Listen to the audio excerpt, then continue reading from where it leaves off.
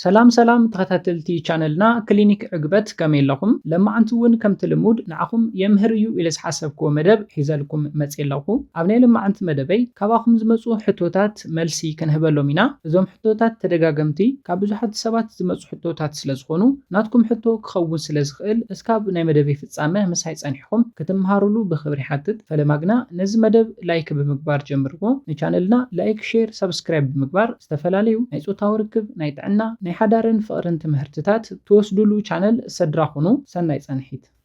أتقدم حتو سلام حوي أنا مسبعلت بيتي قد محزي صبو زبال ناي صوتاو ركب نفصم نيرنا جنا حزي دحر جزا صوتاو ركب كنفصم كنجمر نتلنا قلتيفه كفسس جميره جنا خي جمرنا عبدقون كي ترفه خفسس جميره لخو ايفن متليون دحر جزا دو كبلي كعلن انتي تبلني زبل حتوي نزحونا ملس زخون قد محزي مسفقاريتكا بعلت بيتكا بلوص ناي صوتاو ركب تفصمو نتنيركم حزي دحري نوح جزا صوتاو ركب كتفصمو ابتجمرو لجزا أزي كالتيفكا مفسح تساقم انت دقات إموكا acquired premature ejaculation ويدما كالتيفكا ناي مفسح تساقميو نزي تساقم زمسألكا exact نجر كتفلت ناو حكمنا مخاد عدلايو قنا إذا عين تساقم كمتس زغقل حدا كبيد ناي سرح ساقطي انت هاليكايو بسرح مخنيات بيزين تقوينكا تجنق انت هاليخا أزي تساقم كقات مكاي خقليو اتخالاي مخنيات دما كبعاقن للعلي انت رويد كايو أزي تساقم دحرقزا كقات مكاي خقليو سلازي بروقدو مخنيات وين كخوني خقل اتسال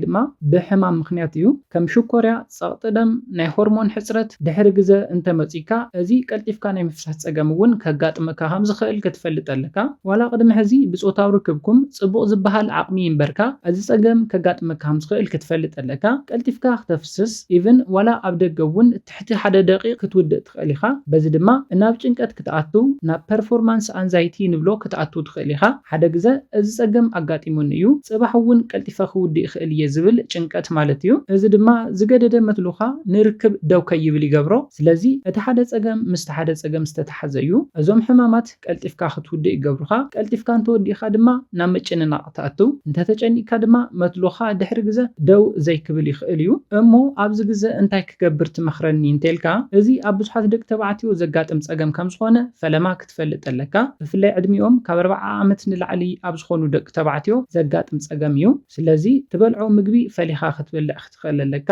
ኣብ ብዙሓት መደባተይ ዝሕብሮ ምግብታት ኣለዉ ነዚኦም ብምክትታል ክትበልዑ መለካ እኹል ድቃስ ክትወስድ ኣለካ እኹል ድቃስ ምውሳድ ንባዕሉ ከምዚ ዓይነት ጸገም ክፈጥር ስለ ዝኽእል እዩ ስፖርታዊ ምንቅስቓሳት ምግባር ኣገዳሲ እዩ ብሰሙን 4 ግዜ እስካብ 40 ደቂቕ መዓልታዊ ጂም ወይ ድማ ካልእ ስፖርታዊ ምንቅስቓሳት ምግባር ኣገዳሲ እዩ ብፍላይ ኣብ ቲክቶክ ወይ ድማ ኣብ ዩቲዩብ ኬግል ኤክሰርሳይዝ ኢልካ ሰርች ብምግባር ኬግል ኤክሰርሳይዝ መዓልታዊ ምስራሕ የድሊ ነዚኦም ጌርካ بقليلو لو تزيتر انت خوينكا ناب حكمنا مخاد اقداس ايو سلازي قدم حزي ولا صبوق ناي صوتاو ركب صانحيت يحلخا دحر غزه كغاطم كم زخيل كتفلط لكا دقانسيو دما كتردالوم زلك ነገር ኣሎ ካባخ ዝርሕق ዘሎ مساخ صوتاو ركب كفصم زيدلي ዘሎ ወይ ድማ መስካሊ صوتاو ركب ለሚዱ ከም ዘይኮነ كتردالوم لكن از ጸገም አጋጢምዎ ከም ዝኾነ ክትፈልጥ ኣለክን በዚ ድማ ነዞም መፍትሒታት ብምግባር ለውጥ ክትምጹ ትኽእሉ ኢኹም ነዚ ምስራና ናፍቲ ካልኣይ ሕቶ ክንኣቱ እንተለና ኬግል ኤክሰርሳይዝ ስታርት ስቶፕ ቴክኒክ ስኩዊዝ ቴክኒክ ፖዚሽን መቕያር ዝተባሃሉ ቴክኒካት ተጠቂመ እየ ነዚኦም ሞኪረግና ለውጥ ክረክብ ይኽኣልኩን እንታይ ትመኽረኒ ዝብል ሓደ ሓውና ኣሎ ነዚ መልሲ ክንህቦ እንተለና ፈለማ እዞም ቢሄቪየራል ቴክኒክ ንብሎም እዞም ሜላታት ንብዙሓት ደቂ ተባዕትዮ ቀልጢፎም ንዝውድኡ ደቂ ተባዕትዮ መፍትሒ ክኾኑ ይኽእሉ እዮም ግና ኣብ ሓደ ደቂ ተባዕትዮ ማለት እውን ትሕቲ 15 ሰከንድ ንዝውድኡ ደቂ ተባዕትዮ መፍትሒ ክኾኑ ይኽእሉን ምክንያቱ ድማ እዚ ጸገም ሱር ዝሰደደ ጸገም ስለ ዝኾነ እዩ ነዚኦም ቴክኒካት እንዳገበርካ ተወሳኺ መድሓኒታት ከድልየካ ይኽእል እዩ ግና ነዞም መድሓኒታት ተመርሚርካ ብሓኪም ትእዛዝ ክትወስዶም ክትክእል ኣለካ ናብ ሳልሳይ ሕቶ ክንኣቱ እንተለና ሓወይ መንውሒ መግዘፍ ይመስሎ ኣለካዶ ዝብል እዩ ነዚ መልሱ ብመደብ ሰሪሐዮ ነይረ ግና ነዚ ሓውና መልሲ ንምሃብ ዝኣክል መትለኹም ካብ 10 እስካብ 16 ሴንቲሜትር እንተኮይኑ ንእሽተይ መትሎ ይኮነን ማእኸላይ ወይ ድማ ኖርማል መትሎ እዩ መትሎ መትሎኹም ካብ 8 ሴንቲሜትር ንታሕቲ እንተኮይኑ ጥራሕ እዩ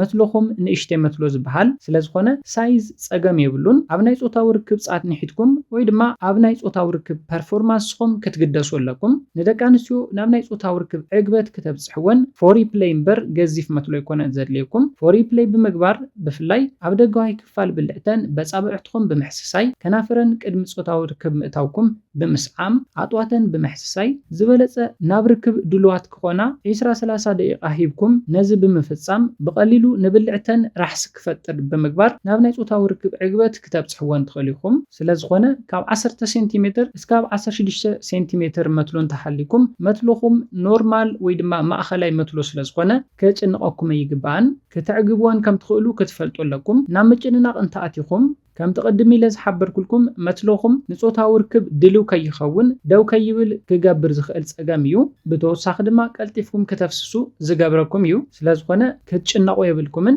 መትሎኹም ንደቂ ኣንስትዮ ንምዕጋብ ካብ እኹል ንላዕሊ ከም ዝኾነ ክትፈልጡ ኣለኩም ብሳይንስ ተረጋገፀ ንመትሎ ዘንውሕ ወይ ድማ ዘግዝፍ ምንም ዓይነት መድሓኒት ስለዘየለ ነዚ ብምፍላጥ ዝኾነ ይኹን መድሓኒት ናብ ምሙካር ክትኸዱ የብልኩምን ናብቲ ራብዓይ ሕቶ ክናቱ እንተለና ናተይ ፀገም ብተጻራሪ እዩ ኣነ ዋላ 3-4 ሰዓት ጸኒሐ ኣይፍስስን ይብለና ኣሎ ሓደ ሓውና እዚ ፀገም ዲሌይድ ኢጃኩሌሽን ንብሎ እዩ እዚ ፀገም ከጋጥም ዝኽእል ድማ ብናይ ሆርሞን ሕጽረት ብናይ ቴስቶስትሮን ምውሓድ ብፕሮላክቲን ምትሓት ብታይሮይድ ሆርሞን ምዝባዕ ክኸውን ስለዝኽእል ስለዚ ነዚ ፀገም ንምፍታሕ ነዚኦም ቼክ ክትገብር ኣለካ ነዚኦም ድሕሪ ምርግጋጽ በድሕሪኡ ናይ ሆርሞን ሕክምና ክትወስድ ትኽእል ኢኻ ነዚ ፀገም ድማ ክትፈትሖ ትኽእል ኢኻ ናብቲ ሓምሻይን ናይ መወዳእታን ሕቶ ክንኣቱ ሰላም ሓወይ ምስ በዓል ገዛይ ካብ ንምርዖ 3 ወርሒ ኮይኑና ኣሎ እስካብ ሕጂ ግና ድንግል እየ ዘለኹ በዓል ገዛይ መትልኡ ደው ይብል እዩ ግና ንድንግልናይ ክወስዶ ይከኣለን ቀልጢፉ እዩ ዝውድእ ናብ ሕክምና ምኻድ ድማ ፈሪሕና ትብለና ኣላ ሓንቲ ሓፍትና